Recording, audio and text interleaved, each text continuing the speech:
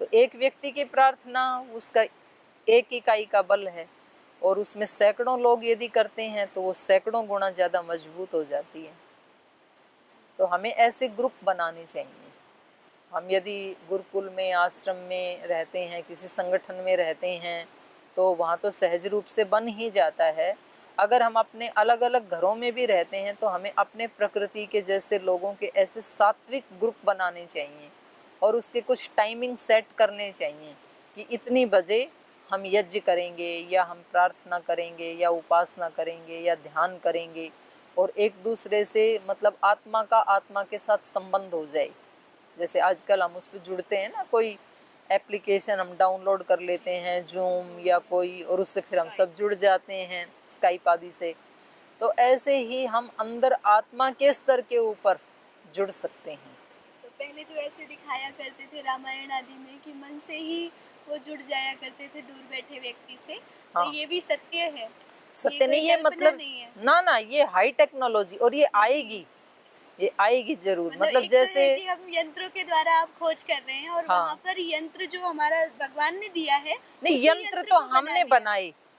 जैसे पहले कुछ वर्ष पहले, मतलब आज से लगभग 40-50 साल पहले, कोई इस बात पे विश्वास नहीं कर सकता कि कोई ऐसा यंत्र भी होगा कि जो इतना छोटा सा है जी, और वो हाथ में है, और आप जो बोलोगे वो आवाज़ उसी समय अमेरिका में सुनाई देगी, और उसमें कुछ नहीं करना, कोई वायर नहीं लगाना, नीचे कोई जाल नहीं बिछाना, तार नहीं लगाना, बस उसको आप हाथ में लो, आप कुछ बोलो, वो वहाँ सुनाई देगा। तो लोगों को लगता था ऐसे कैसे हो सकता है इतना छोटा सा यंत्र। अब आज वो सामान्य हो गया मोबाइल, और उसमें और कितनी फैसिलिटी जुड़ गई हैं। अब आप केवल आवाज़ ही नहीं जाएगी, अब देख आपका भी चित्र सकते भी हैं। जाएगा, तो आप वीडियो कॉल भी कर सकते हैं। तो आगे की जो टेक्नोलॉजी डेवलप होने वाली है उसमें मोबाइल की भी ज़रूरत नहीं है, मन से मन की बातें। और फिर उससे भी आगे की सबसे सुपर हाई टेक्नोलॉजी जो है, सुपर टेक्नोलॉजी, वो है आत्मा की आत्मा से बातें। तो पहले तो लोग ऐसे ही करते थे, और हमने ऐसे सुना भी, जैसे श्री अरविंद आश्रम में वो माता जी हैं, तो उन्होंने कुछ ऐसे गुह्य विद्याओं का अभ्यास किया हुआ था।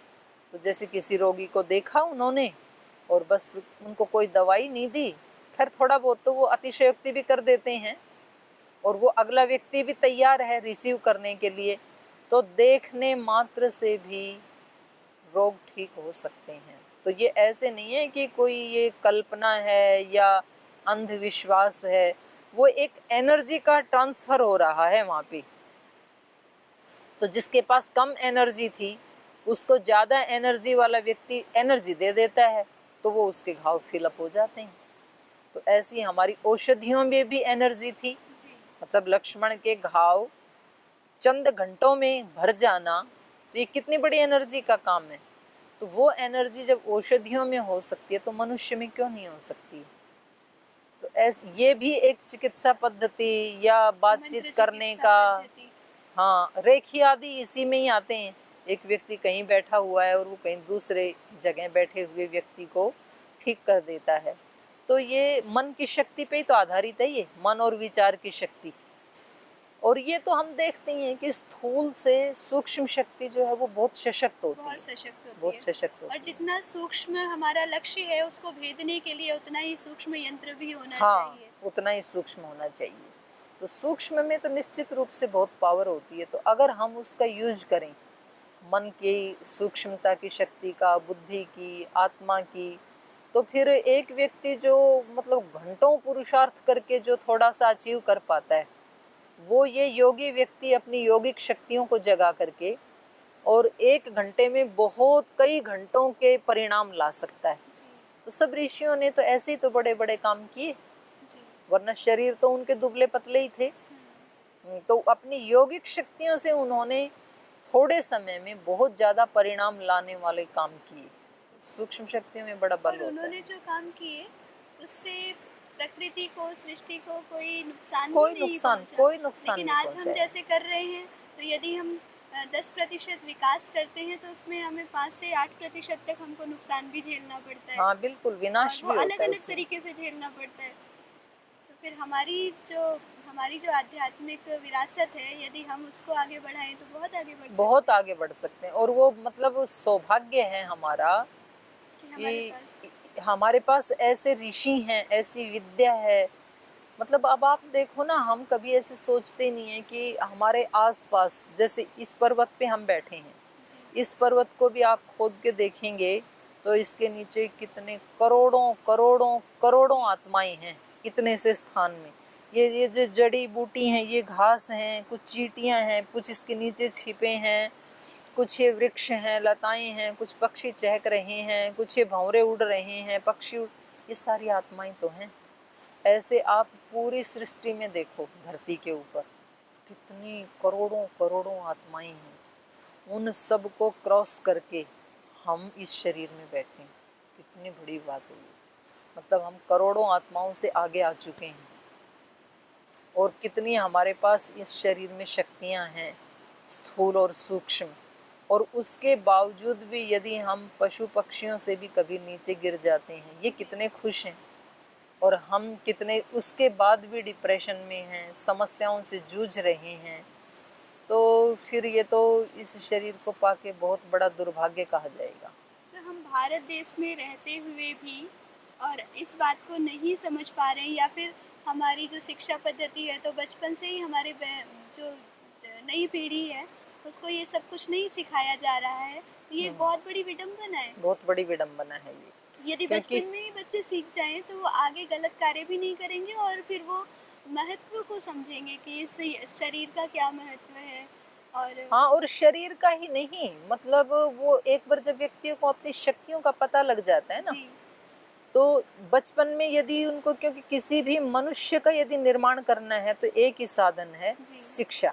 जी क्योंकि बच्चा जो है, अब घर परिवार में ये ठीक है, माँ बाप जो शिक्षा देते हैं तो वो 5 वर्ष 6 वर्ष रहता है, और माँ बाप भी वही शिक्षा देंगे जो उन्होंने कभी स्कूल में पढ़ी है, जी क्योंकि उनके अंदर भी तो वही संस्कार है ना। तो शिक्षा व्यवस्था ही मानव का निर्माण करती है। मतलब कोई व्यक्ति कैसा बनेगा, ये उस शिक्षा के ऊपर डिपेंड है, शिक्षा व्यवस्था के ऊपर और उन शिक्षकों के ऊपर डिपेंड है। तो सरकार का जो बजट है ना, उसमें कम से कम 20% इसके ऊपर खर्च होना चाहिए, कम से कम 20%। और उसका जो रिजल्ट आएगा ना, वो चौंका देने वाला होगा। अगर हम शिक्षा और शिक्षक, बस इन दो को हम अगर बहुत उच्च श्रेणी का बना लें तो सारा निर्माण वहीं से तो होता है। जी क्योंकि जो आज बच्चियां पढ़ रही हैं वो ही कल माँ बनेंगी, जो बच्चे आज पढ़ाई कर रहे हैं वो कल पिता बनेंगे, फिर वो अपनी संतति को वो शिक्षा देंगे, फिर वही उनमें से ही गुरुजन बनेंगे, उन्हीं में से ही कोई पदाधिकारी बनेंगे, उन्हीं में से राजनेता बनेंगे, उन्हीं में से अभिनेता बनेंगे। मतलब सारी तो व्यवस्थाओं में वो ही जाने वाले हैं ना। और उनके अंदर यदि वो संस्कार भरे हुए हैं, तो इसलिए अपने यहाँ तो श्रुति परंपरा थी, एक से वो विद्या दूसरे में ट्रांसफर, पीढ़ी दर पीढ़ी होती ही चली जाती थी। तो माने किसी तरह का, जैसे हम आजकल हम रामायण पढ़ रहे हैं, जी तो वहाँ की हम देखते हैं जो व्यवस्था, अयोध्या का जो वर्णन किया है वहाँ पर, जी अब वहाँ बताया है कि एक व्यक्ति भी वहाँ पर अविद्वान नहीं है, चाहे वो वैश्य है, चाहे वो क्षत्रिय है, चाहे वो शूद्र है, हर व्यक्ति, एक व्यक्ति भी ढूंढने से अविद्वान नहीं मिलता है।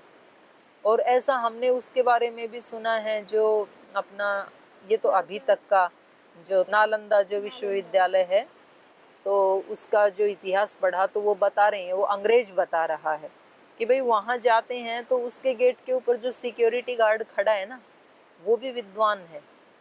तो जो विदेश से वहाँ पढ़ने के लिए लोग आते हैं और उनका जो एंट्री टेस्ट होता है, एंट्रेंस टेस्ट होता है, तो पहला टेस्ट तो गार्ड लेता है कि भाई तुम क्या पढ़ के आए हो, कितना जानते हो, कहाँ से आए हो, क्या हॉबी है।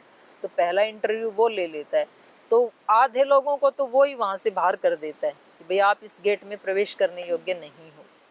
तो हमारे गार्ड भी इतने विद्वान हों, हमारे किचन में काम करने वाले भी, हमारे माली भी, हमारे पढ़ाने वाले भी, हमारे माता पिता भी, हमारी मार्केट में काम करने वाले दुकानदार भी, हमारे सामान बनाने वाले लुहार, कुम्हार, वस्त्र बनाने वाले सब लोग यदि विद्वान हो तो आप कल्पना करो ये धरती कैसी होगी।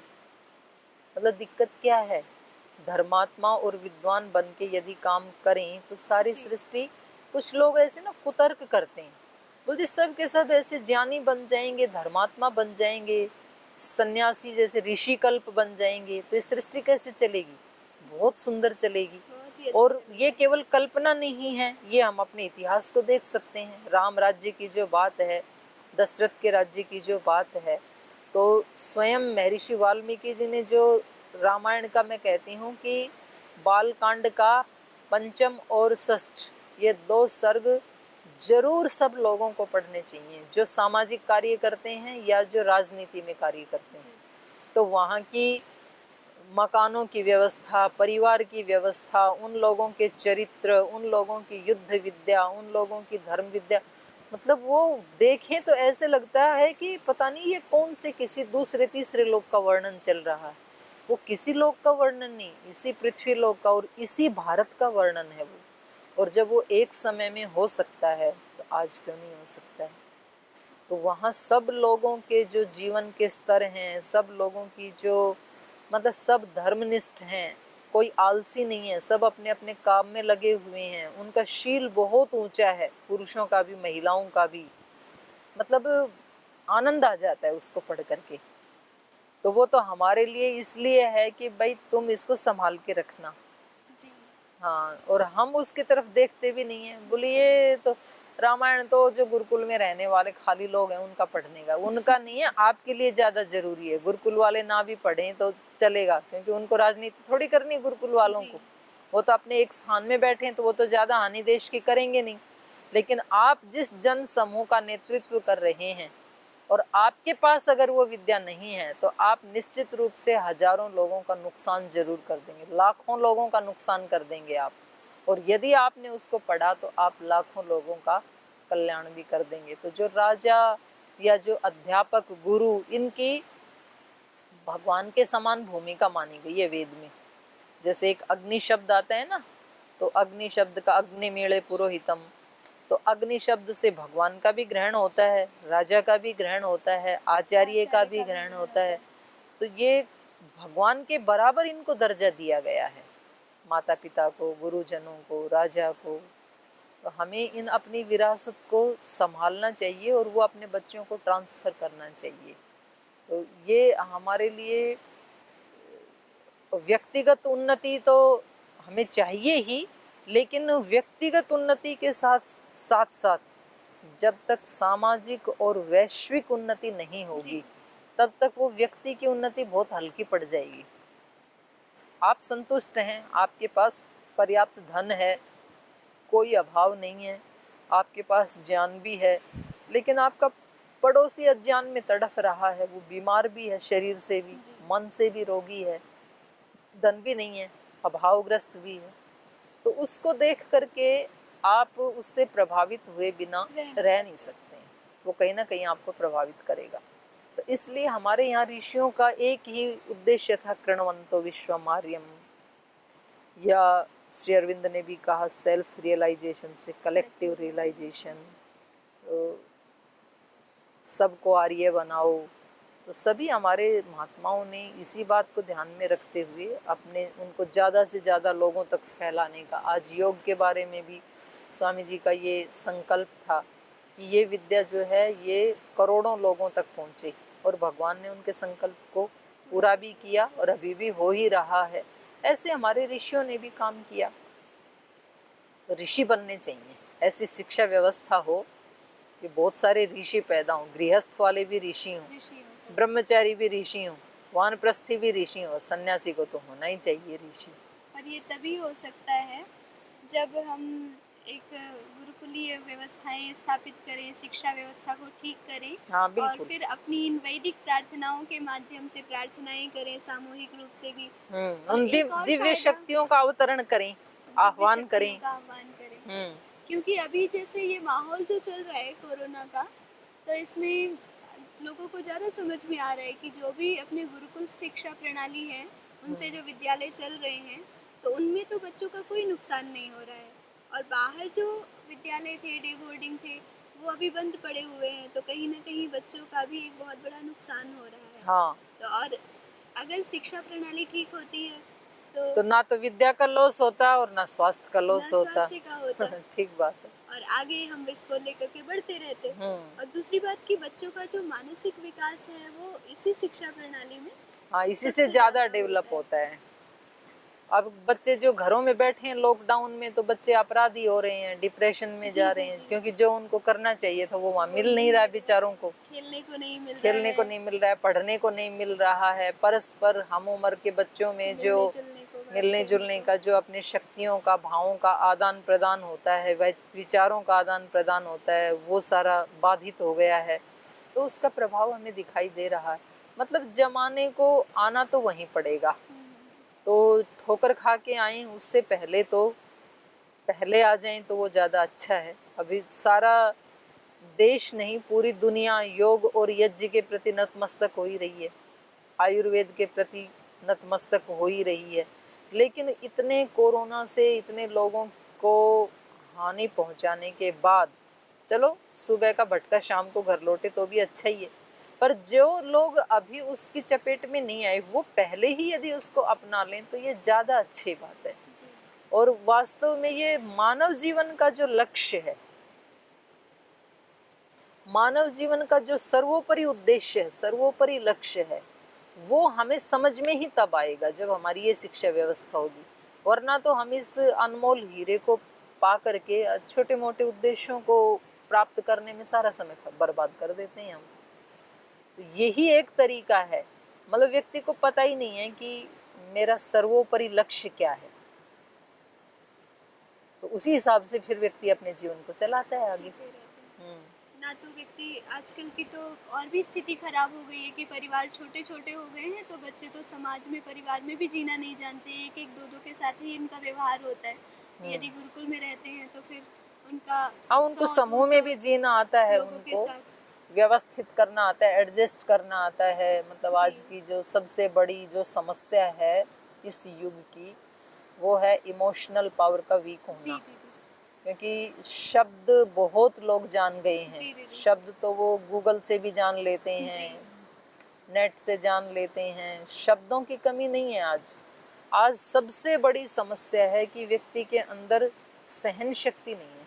जी, मतलब आईक्यू लेवल काफ़ी हाई हो गया पहले की अपेक्षा। मतलब जो हमें जो बातें कहीं 10वीं में जाके पता लगता था, वो आज फर्स्ट सेकंड के बच्चों को पता है। उनका इतना आईक्यू लेवल बहुत हाई हो गया है। लेकिन ईक्यू लेवल बिल्कुल जीरो हो गया है, टॉलरेट नहीं कर पाते हैं। छोटे छोटे बच्चे माता पिता को बोलते हैं कि आपने मुझे हर्ट किया, आपने मुझे अब्यूज़ किया, आप मुझे सॉरी बोलो। छोटे छोटे बच्चे कह रहे हैं। और कहाँ तो बड़ी बड़ी महिलाएं घरों में, कभी सास कुछ सुना रही है, कभी जेठानी सुना रही है, कभी देवरानी सुना रही है, कभी पिटाई भी हो जा रही है, फिर भी सारी जिंदगी उसी घर में बिता दे रहे हैं। ये इसका नाम है सहन शक्ति। सहोसी सहो मई दे। आज छोटी छोटी बातों के ऊपर रिश्ते टूट जा रहे हैं। गृहस्थ आश्रम बिल्कुल ध्वस्त हो चुका है, क्योंकि वो जो बेटी आई है उसके पास वो सहन शक्ति है ही नहीं, और उसको वो शिक्षा भी नहीं दी गई कि थोड़ा बहुत तू अभ्यास करना सहन करने का।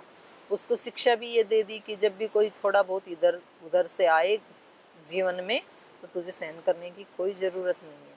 अभी कुछ दिन पहले की ही घटना है, यहाँ गुड़गांव की घटना है। जाम लग गया, गाड़ियाँ आगे पीछे खड़ी थी, तो पीछे वाला जो व्यक्ति है वो हॉर्न बजाए जा रहा, हो सकता है उसको कुछ जल्दी होगी। अब आगे वाला व्यक्ति कह रहा है कि भाई आगे रेड लाइट है, मैं कैसे आगे बढ़ाऊँ।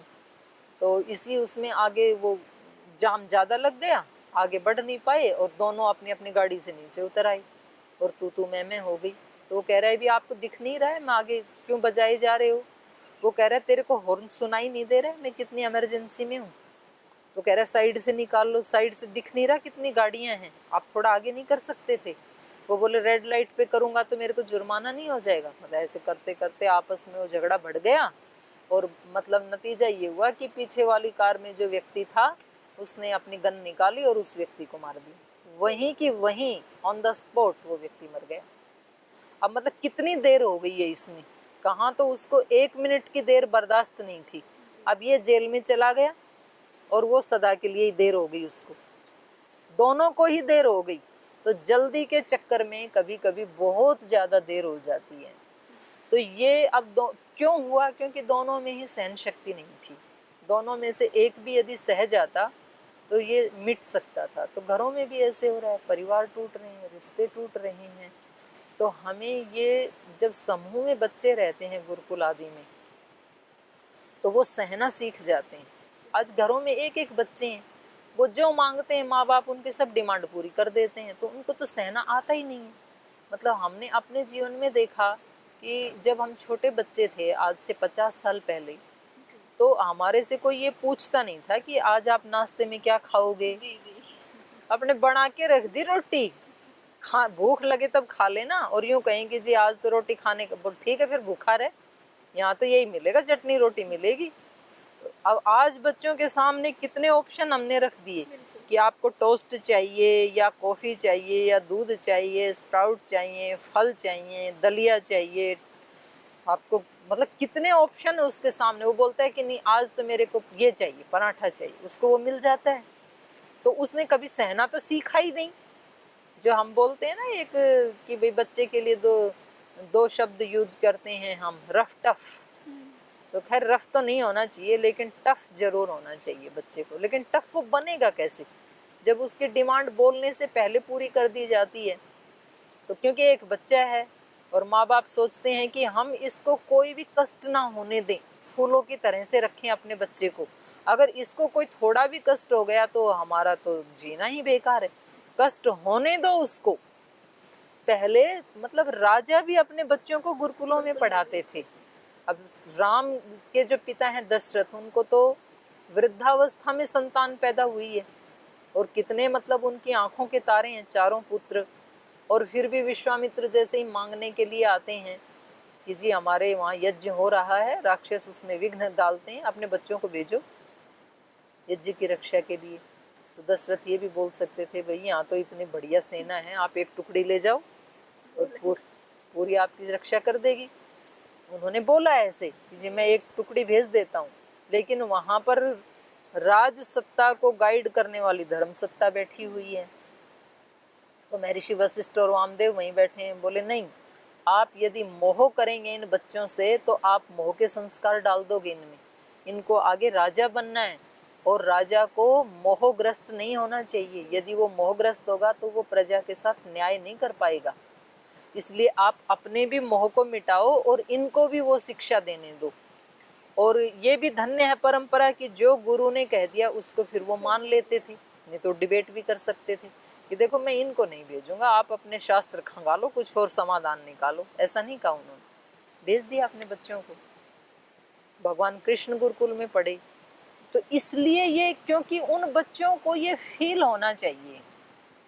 जैसे मेरे पास अपने यहाँ पतंजलि गुरुकुल में कर्नाटक से एक भाई पढ़ने के लिए आई थी, और वो बहुत बड़े मठ के नेक्स्ट उत्तराधिकारी हैं। वहाँ उस मठ की जो परंपरा है, सुत्तूर मठ है वो। तो उसमें अभी जो स्वामी जी हैं उनके, वो 24वें गुरु हैं और 25वां ये वाला बनने वाला है विद्यार्थी। तो वो अपने यहाँ पतंजलि में दर्शन से एमए करने के लिए आई थी। तो हमारा अहमदाबाद में योग दिवस था, तो सब बच्चों को महाराज जी ने कहा इनको भी ले जाओ, विद्यार्थियों को भी, ये भी घर घर जाके प्रचार करेंगे, सब लोगों को बुलाएंगे। तो उनमें एक बालक वो भी था, और वो तो यद्यपि वहाँ रहे तो राजकुमारों की तरह से पला है। वैसे ही इतना संपन्न मठ है वो, मतलब उनके हजारों हॉस्पिटल, स्कूल, बहुत बड़ा उनका वहाँ दक्षिण में वो है, वर्चस्व है। जैसे उत्तर भारत में पतंजलि का है, ऐसे ही वहाँ दक्षिण भारत में उनका है। तो वहाँ ले गए, तो हमने एक डोरमेट्री में, वो जून का महीना और वो अहमदाबाद की गर्मी, 42-45 डिग्री टेम्परेचर, और वो वहाँ का कर्नाटक का मैसूर का रहने वाला विद्यार्थी जिसने 25-30 से ऊपर टेम्परेचर कभी देखा ही नहीं। वहाँ तो बहुत सुहाना मौसम रहता है। तो खैर उनको सब के बीच में डोरमेट्री में रख दिया।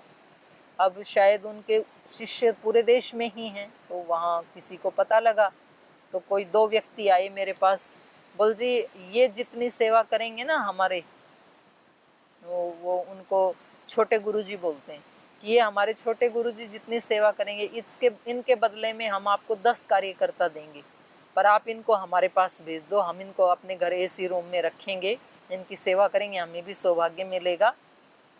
आपको तो काम ही चाहिए ना, हम आपको 10 वर्कर देंगे, आप 24 घंटे कराओ। मैंने कहा बिल्कुल नहीं भेजूंगी मैं। तो उसको मैंने वहीं रखा। बोले जी हम यहाँ कूलर ला के दे सकते हैं। मैंने कहा बिल्कुल नहीं, तो पंखे में ही रहेंगे, और वहाँ इतनी गर्मी। और उसके ऊपर फिर अगले दिन मैंने उनकी ड्यूटी लगाई। मैंने कहा सिर के ऊपर वो रख लिए पंपलेट बेचारे ने बंडल, और मैंने कहा उस एरिया में जाना है, आपको घर घर एक एक पंपलेट दे के आना है। और उसका चेहरा ऐसे हो रखा लाल टमाटर जैसे, और वो वैसे भी बेचारा बहुत दुबला पतला, लेकिन वो ब्रह्मचारी भी इतना पक्का था कि उसने उफ तक नहीं किया। बोले नहीं, अपने उनको भगा दे। बोले नहीं, जैसे दीदी कह रही है ना ऐसे ही ठीक है, मैं रह लूँगा। मतलब एक बार नहीं झुंझलाया वो। मैंने कहा भाई आप बहुत बड़े मठ के उत्तराधिकारी बनने वाले हो, इतने लोगों की पीड़ा को आप तब समझ पाओगे जब आप पहले स्वयं इस पीड़ा को झेल पाओगे। नहीं तो गरीब लोगों की पीड़ा क्या है आपको पता ही नहीं चलेगा। तो हमें बच्चों को, चाहे वो राजा के हों चाहे गरीब के हों, हमारी शिक्षा पद्धति ऐसी थी कि हम बचपन में ही उनको टफ बना देते थे, तो वो जीवन के किसी भी समस्या के आगे घुटने नहीं टिकाएंगे। अब ये आज जिनको लोग आदर्श मान के अपने घरों में जिनके चित्र लगाते थे, वो कोई सुसाइड कर रहा है, कोई जो बड़े बड़े ऊंचे पदों के ऊपर लोग हैं, IAS IPS, वो लोग मतलब जीवन की समस्याओं को फेस नहीं कर पा रहे हैं। जिन विद्यालयों ने शिक्षा के क्षेत्र में उनको गोल्ड मेडल दिए, इतना ज़्यादा उनका वर्चस्व था, वो जीवन की विद्या में मिट्टी के मेडल भी प्राप्त नहीं कर पाए, गोल्ड मेडल की तो बात छोड़ो। तो ये एक मूल चीज़ है जो हमारा ऋषियों का देश है, तो यहाँ की शिक्षा। और फिर एक बात इसमें हमें ना अपनी कुछ प्रायोरिटी निश्चित कर लेनी चाहिए, प्राथमिकताएं निश्चित कर लेनी चाहिए। जीवन में जिस चीज़ को हम सर्वोपरि महत्व देते हैं ना, वो शक्तियाँ हमारे जीवन में बढ़ती हैं, और वैसे ही उसी कैटेगरी का हमारा जीवन होता है। जो व्यक्ति अपने जीवन में सत्य को महत्व देगा तो उसका पूरा जीवन सत्यनिष्ठ होगा, फिर उसके हर काम में सत्य दिखाई देगा। जो व्यक्ति अपने जीवन में पवित्रता को, ब्रह्मचर्य को सर्वोपरि महत्व देगा, ईमानदारी को देगा, आध्यात्मिकता को देगा, उसकी प्रथम प्रायोरिटी क्या है ये हमें तय करना पड़ेगा। और फिर ये तो हो गई व्यक्ति व्यक्ति की, और एक सामूहिक रूप से इस मनुष्य जीवन की सर्वोत्तम प्राथमिकता क्या हो सकती है, ये जब तक हम बच्चों के दिमाग में नहीं डालेंगे, तब तक जो जितनी शक्तियाँ ये लेके आया है इस शरीर में, उन सब का सर्वांगीण विकास नहीं हो सकता है। वहाँ तक तो हम सोच ही नहीं पाते हैं, छोटे छोटे उद्देश्यों में ही उलझ करके, छोटी छोटी शक्तियों में उनको सहने की भी हमारे अंदर शक्ति नहीं होती है। तो कहीं ना कहीं व्यक्ति को आना तो वहीं पड़ेगा, लेकिन उसको कुछ ठोकरें खाने के बाद आना पड़ेगा। तो ये जो गुरुकुलीय शिक्षा पद्धति है, तो हमने प्रार्थना से शुरू किया आज का। प्रार्थनाएं कैसे निकलनी चाहिए, फिर वो प्रार्थनाएं सामूहिक हो तो उनका क्या प्रभाव है, और सामूहिक प्रार्थना करने के लिए फिर सबसे बड़ी जो उत्तम प्रणाली है वो गुरुकुलीय शिक्षा व्यवस्था है। फिर अपने ऋषियों की जो हमारे पास विरासत है उसको प्राप्त करने का, आत्मसात करने का भी यही एक तरीका है। तो ये जो 3-4 टॉपिक पे हमने चर्चा की, ये एक एक टॉपिक अपने आप में इतना विराट है कि उसमें हम कई दिन तक चर्चा कर सकते हैं। गुरुकुलीय शिक्षा व्यवस्था या मनुष्य की अपनी प्रतिभाएं, तो ये सारे विषय बहुत विराट हैं। तो खैर अभी हमने थोड़ी सी चर्चा इस विषय पे की, समय की अपनी सीमा है, आज का तो समय हो गया। तो आगे भी हम आपके साथ मिल कर के, इनडायरेक्ट रूप से आपके साथ भी बैठे हुए हैं, मिल कर के ये चर्चा करते रहेंगे। आज की चर्चा को यहीं विराम देते हैं। आप सभी का बहुत धन्यवाद।